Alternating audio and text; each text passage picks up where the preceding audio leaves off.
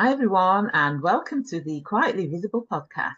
I'm your host, Carol Stewart, founder of Abounding Solutions and author of Quietly Visible, Leading with Influence and Impact as an Introverted Woman. And this is the podcast for introverted women who want to thrive as leaders and in life. Now, today is a very interesting topic. It's about how finding your niche can give you the confidence and voice in the room. And my guest today is Heather Black, and she's the founder and CEO of Supermums. She's a mum of two little girls, and she lives by the sea in East Sussex whilst working remotely.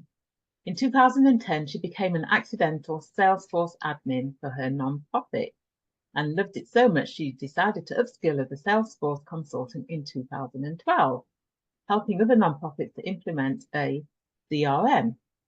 She realised her career path could work for other mothers, and so she launched Supermums in 2016 to bring more women into the sector. As a consultant, she has overseen over 700 Salesforce projects and now enjoys upskilling talent in Salesforce consultancy and coaching skills. So hello, Heather, and welcome.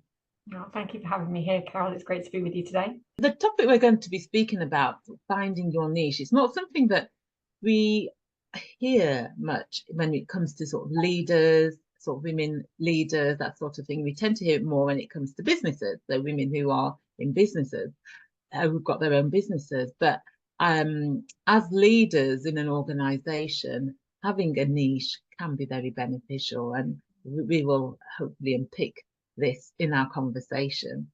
So before we begin, tell us a bit about who is Heather and tell us a little bit more about you and what you do. Absolutely. So who is Heather now versus where I used to be? I mean, where I used to be was the little girl at the back of a classroom that would be really quiet at school and always the introvert at school. And a lot of people question, like, are you really an introvert? But actually, it's cropped up for me quite a few times over the years, being nervous about presenting and getting up and having to talk about things.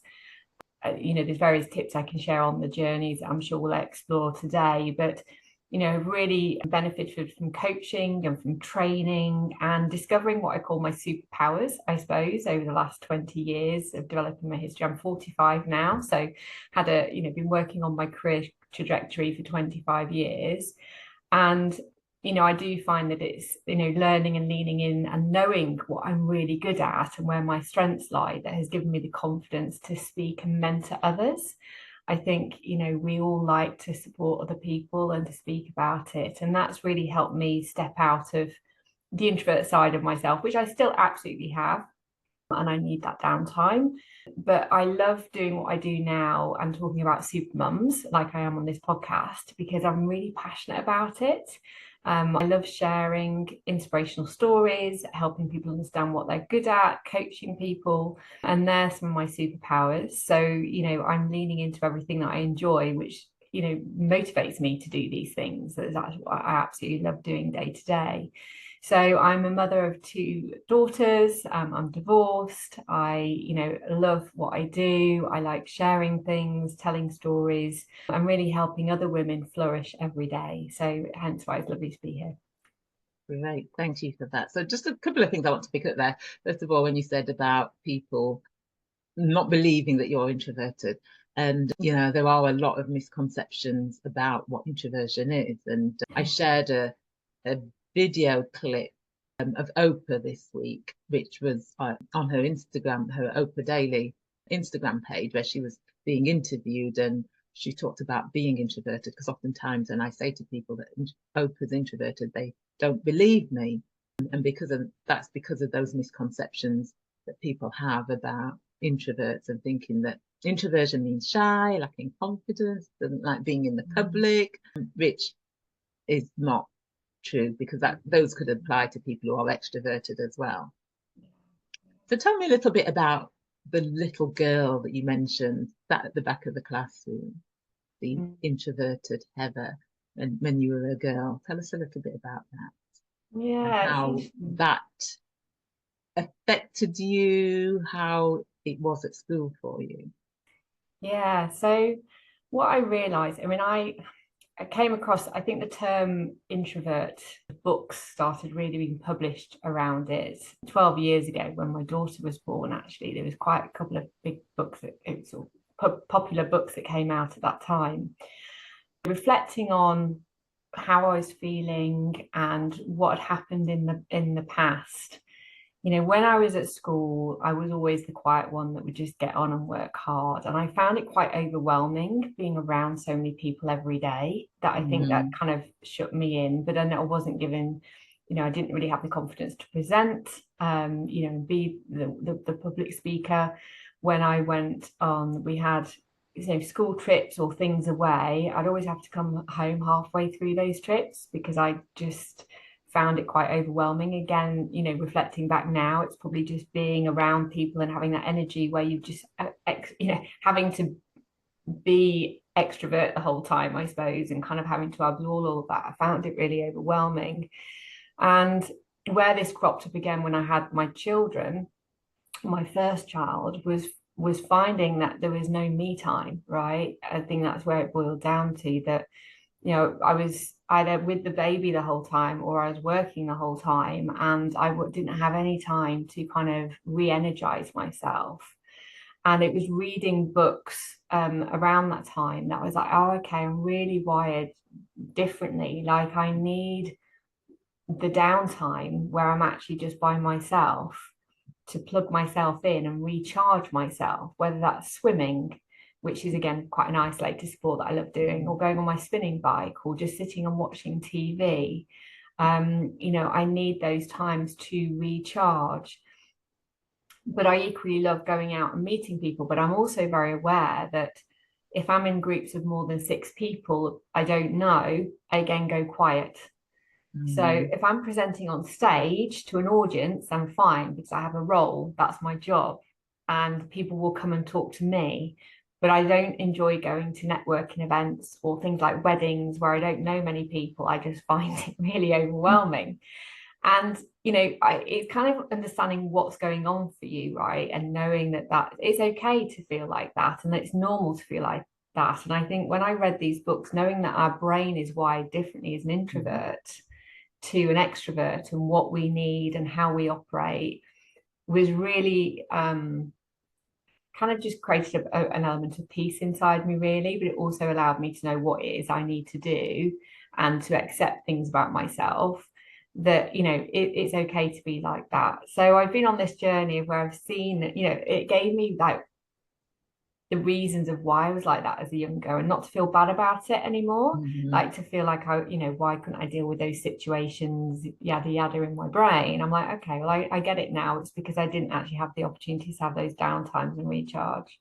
Yeah, and I think that's so important to get that understanding and awareness, because extroversion is favoured in the workplace, in schools, in our society. When you are introverted, and if you don't have that awareness and understanding, you can think that there's something wrong with you. That I used to think that there was something wrong with me.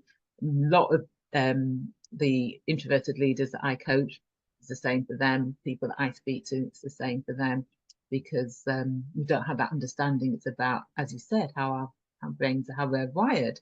And so knowing that can be very revelatory for people to realize, oh, there's nothing wrong with me. There's nothing wrong with me at all. It's just that being around lots of people for lengthy periods of time can be overstimulating and zap my energy. So I guess, as you said, once you've got that awareness, how did that change things for you? Yeah, great question. So I was really mindful about how I work every day as well. So I block out now times in my diary when I have no meetings and I'm not having those interactions with people.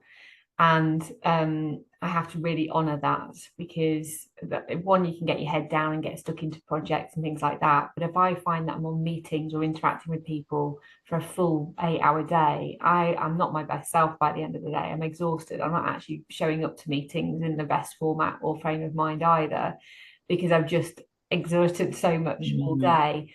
I find that more so online. Like, if I'm in person, I find it easier. So I can go out for a full day in London and network with people and actually really be energized off the back of that. But the next day I'd normally need a bit of downtime.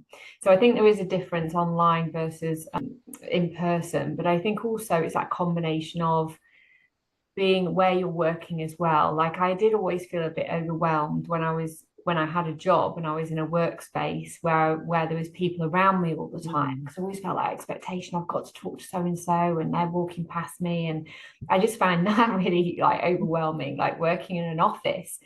And so being able to have a space where I can have quiet time and work from home versus then be in a space where I get that energy from being around people, getting that balance is really important for me. And then the other part is what I reflected on a moment ago, and I talked to our Supermums about a lot about, it's about plugging yourself into the energy socket every day. We do that for our phones and our laptops. We have to do it for ourselves, right? It's the same methodology. What is it that we need to plug ourselves into? It might be reading a book, it might be going to the gym, it might be going for a swim, it might be going for a walk. We've got to find that thing that actually recharges us, that actually just gives us that downtime. And I really noticed that I'm not my best self. I lose patience and I'm not as attentive and everything if I haven't done that. So then we don't show up as our best selves for our kids or our family or our partners or anything else. So it's really important that we're able to create those boundaries for ourselves, that we say no to things. And so I think that's in terms of how I manage time. I think the other thing that I lean into this niche element of where we're going with this conversation is also leaning into what I'm really good at. So I always felt like, again, running a business. I mean, I was in employment, then I started running a business. And, during your 20s, you're busy trying to figure out what you're good at and lean into. And I did a personality profiling tool called Talent Dynamics and went to a big event at Crystal Palace. And that gave me the real light bulb moment of actually where my zone of genius is, like where I sit best, and actually who I need to surround myself with, in terms of other skills and experience, and how as a team. And that's just as important in the home life as much as it is in your work career. And I think if you can discover where your superpowers lie through doing personality tests or through doing some of these, feedback in the workplace, whatever it is, knowing where you sit and where your niche is, that gives you your strength and your confidence and your expertise, and to then sort of bring you out of your shell really and become more visible, as we talk about. So on that path, I've really invested in presentation training, building my confidence at speaking at events, invested an awful lot in training. I have spent over £40,000 worth of training, if not more, actually more than that, since leaving university, learning different things and becoming an expert in my domain. So it gives me the confidence and that authority to speak.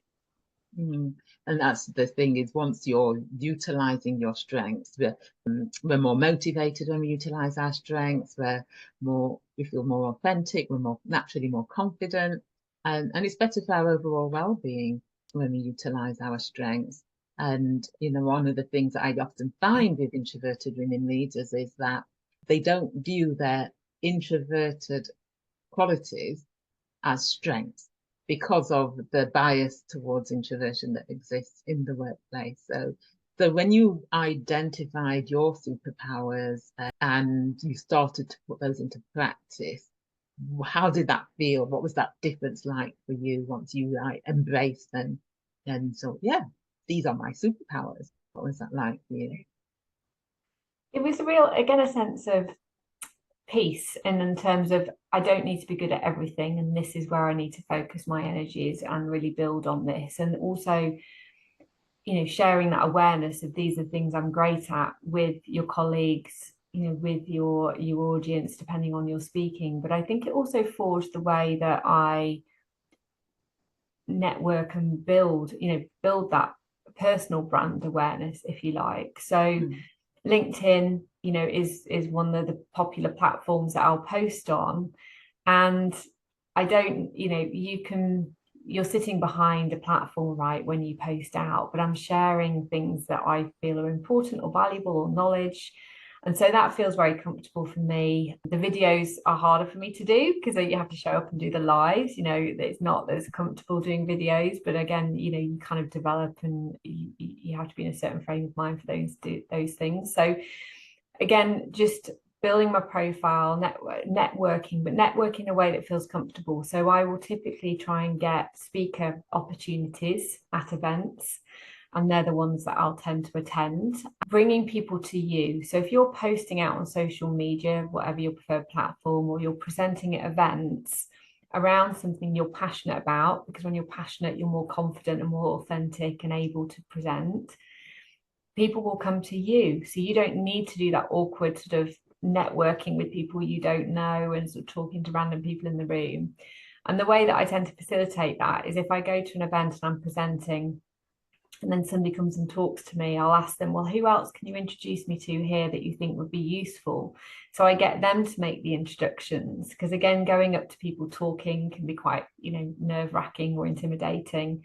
And, just trying to mobilize those connections that are in the room for them to make and join the dots. So I've really, from finding my superpowers, I've built evidence in that. I've applied those skills, built the client evidence. I've spoken about it on LinkedIn. I've spoken about it at events.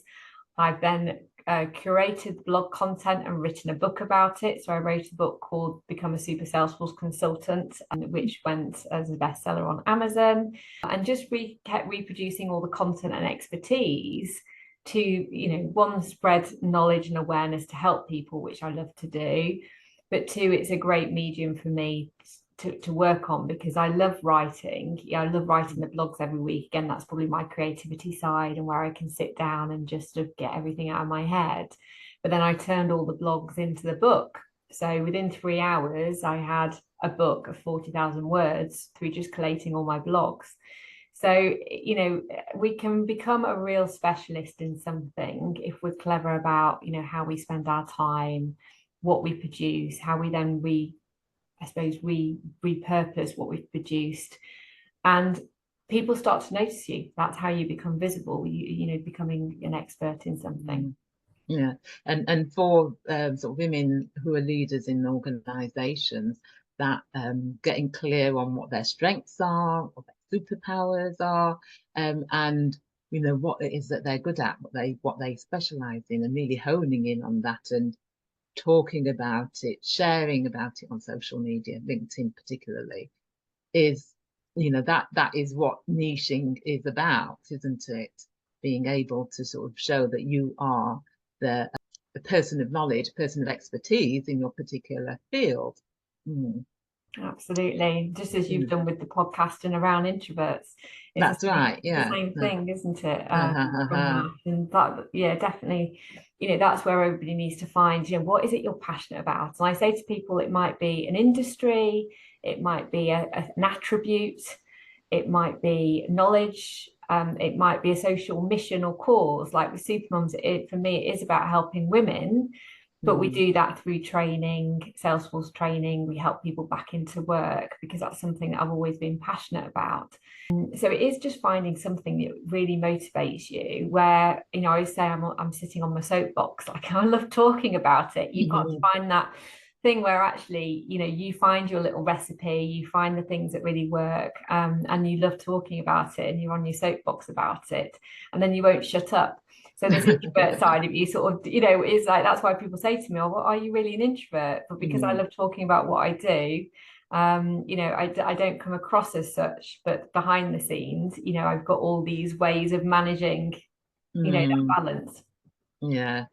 And what you said about doing a topic that you're passionate about, when you're talking from a place of passion, that shows, and people are attracted to that as well. So you sort of talked about speaking at events and then people coming to you. If you're talking passionately about your area of expertise, your niche, people are going to gravitate towards that and want to know more and come and speak to you. So that that is another way reason why having a niche, and which is something that you're passionate about, can help to elevate your brand, what it is that you do. Yeah, and I think the other things about what I've also really enjoyed and sort of starting to build that is having one-to-one meetings with people as well. Like, introverts are great, I think, at building relationships with a handful of people on one-to-ones and having, have that lunch, have that coffee. I find it in person easier than virtual. I mean, I say easier, but I find it, you build better relationships with people, I think, in person still.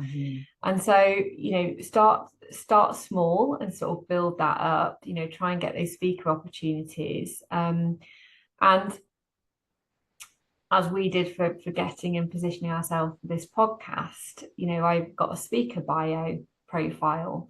So create a little profile about yourself, around your background, your experience, what you're passionate about talking about, and share that with people who might want you to speak at their event. And you might start with speaking at an internal event, just sharing your expertise with other colleagues at work, or it could be with local women. So what I did to build my confidence with presenting is, my first, well, it was my second or third job in my 20s.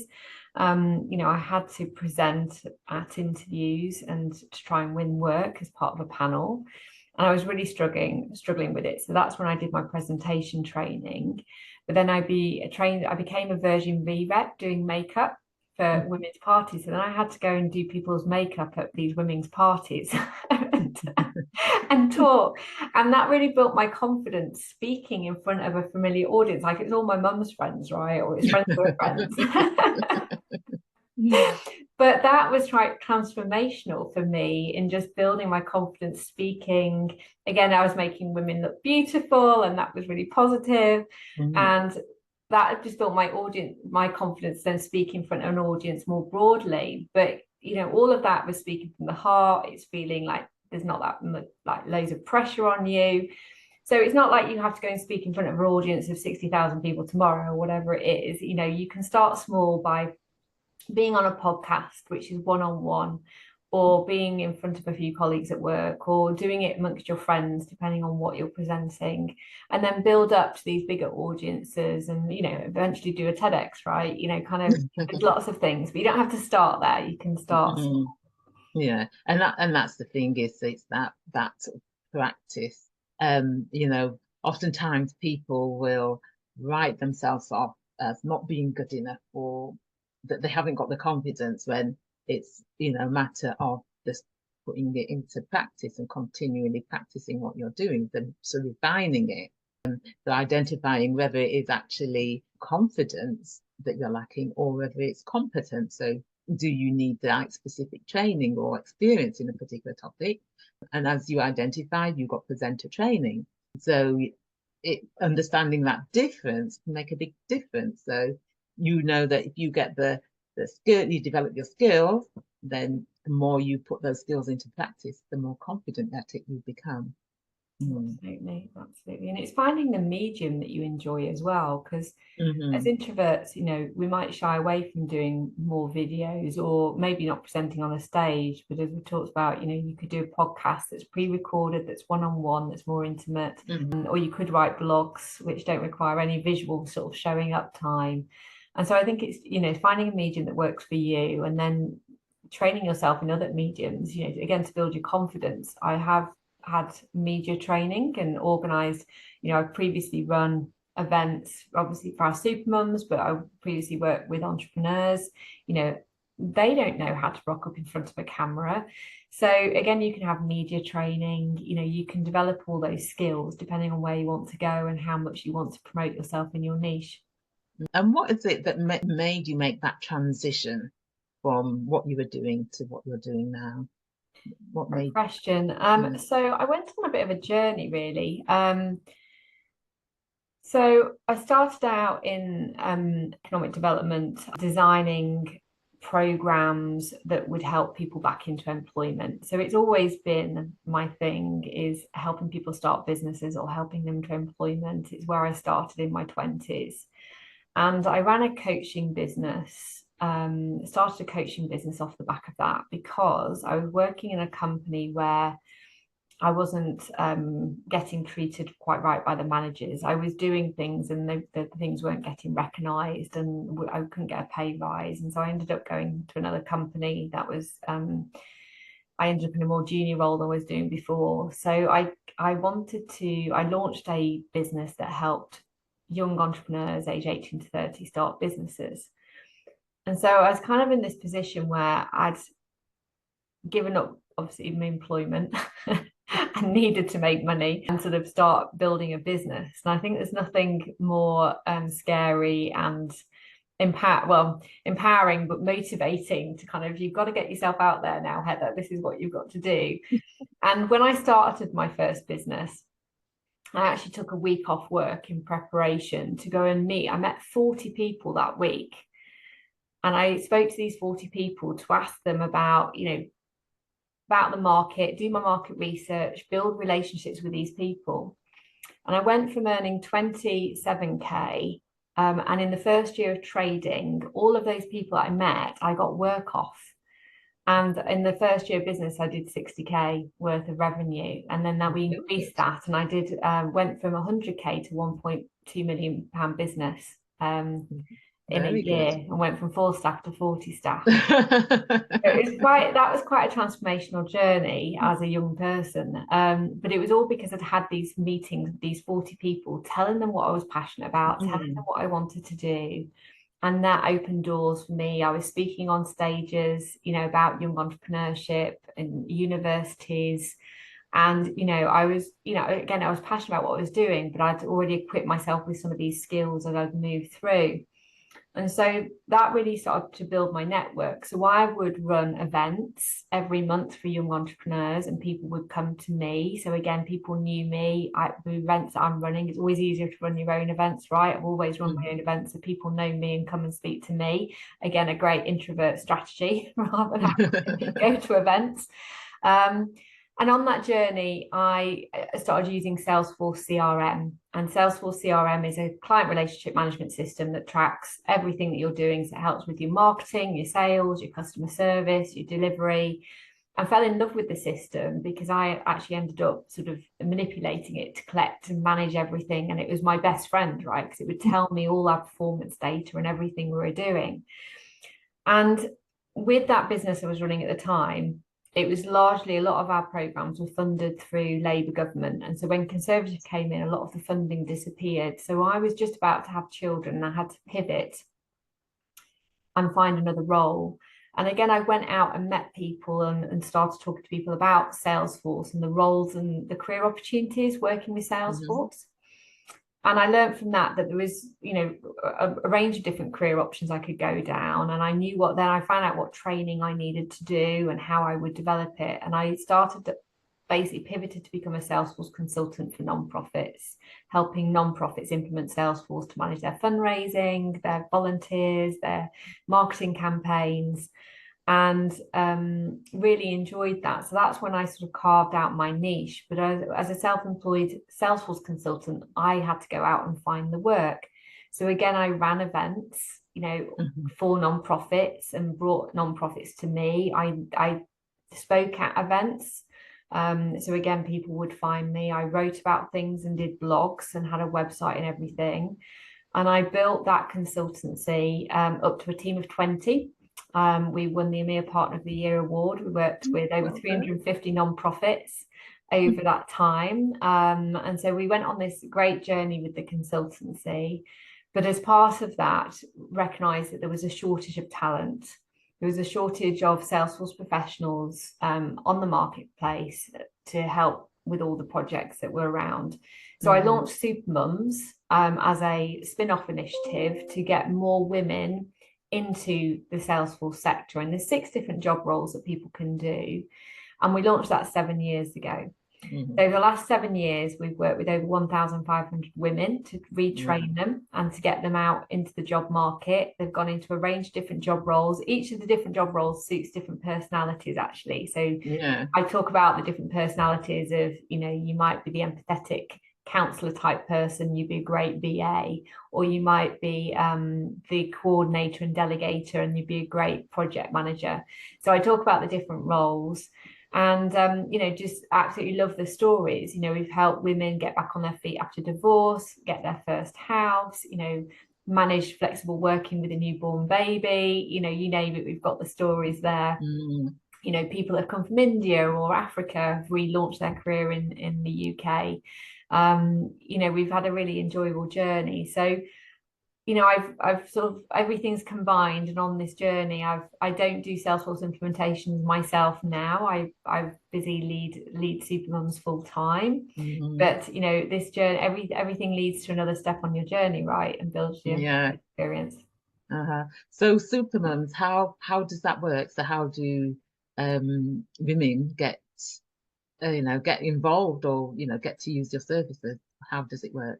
So with Supermums, people will decide if it's for them or not. So we do a lot of educational work to help them explore. We offer free career consultations for them to chat through one-on-one about whether they've got the right transferable skills and experience, and if they'd love the types of work that you could get at the end of it. If they decide they want to go through the program, we do a four-month training program, which is 16 hours a week. And during the 16 hours a week, there's a 2.5-hour live tutorial where everybody shows up and learns from an instructor, and they ask questions. And then they will do some practical homework off the back of that. And they'll have a one-to-one mentor that they meet every week. So they get somebody who holds their hand, that helps them if they can't quite get it, celebrates them getting it right, and sort of completes what we call a homework record each week. So during the first 12 weeks, they're completing homework, learning these new skills, meeting with their mentor. And then at the end of 12 weeks, they've finished the course. They then study and get their certification in month 4. Once they've done the certification, we then give them real life work experience with a non-profit. So that's their first opportunity. So it's done as a pro bono opportunity. Again, it's 16 hours a week, up to 48 hours to get practical work experience to add onto their CV. And then we have career advice clinics that we run every week where they can come and get support with their CV. We have a recruitment team that also helps them get job opportunities. But just as we've talked about today, we very much advise them and give, during the career advice sessions, talk about how to raise your profile, how to build your brand, how to start selling yourself and transferring those skills over. And so we've, just had amazing cohorts of people. I think they really enjoy doing it together as a group and going through the program. We run 4 cohorts a year. They love the accountability and structure, that they've got very specific homework to do every week, and they've got the live sessions to show up to. And it's just amazing. You feel like that proud parent, seeing where everybody's gone to now and where they've ended up. They're doing fantastically well in the ecosystem. Yeah, sounds brilliant. And so your book, what is your book about? Oh, my book. So I have this book, which is Become a Super Salesforce Consultant. So we wanted to, live, not everybody can do the live training. So this is how to lead a project A to Z. It is, the chapters are A to Z, that talks about all the different things you need to think about. So it's quite inhalable because you can dive into it at any different points. But it really just helps people also understand, what the job entails and what they'll be doing with an instruction guide. And then I've got a new book coming out this year, will be in March time, about how to become a super Salesforce admin, which is another type of job role that you can do. And then we will have another one in the pipeline after that on it. But well, what an amazing journey you've had. Oh, thank you. Yeah, So if people want to find out more, or find out about Supermums, how do they, where's the best place for them to go? Yeah, absolutely. So we'll provide a link for the show notes. There's a page on our website at supermums.org, and there's a page called What is a Salesforce Career? So that's a great place to start, because it just really breaks down what it is. You can download a pack that tells you more, and you can book in your free career consultation. So that's the best place to start if you're wanting to find out more. And then you can find me on LinkedIn. You can find Supermums, and if you search for Heather Black on LinkedIn, you'll find me there too. If you want to connect, say hi, ask me any questions. I'm always happy to help. Great, brilliant. So thank you so much, Heather. It's been a pleasure having you on, and really interesting conversation. So thank you. Thank you for having me, Carol. So listeners, viewers, do go and check Heather out on LinkedIn. Check out Supermums. The links will be accompanying in basically the show notes. And yes, go and find out more. And if you are wanting to increase your confidence, influence, and impact, and you haven't completed the free assessment on my website, go to aboundingsolutions.com. There's a free assessment there under resources that you can complete, and it will give you some ideas about areas that you can focus on. And so until the next time, bye.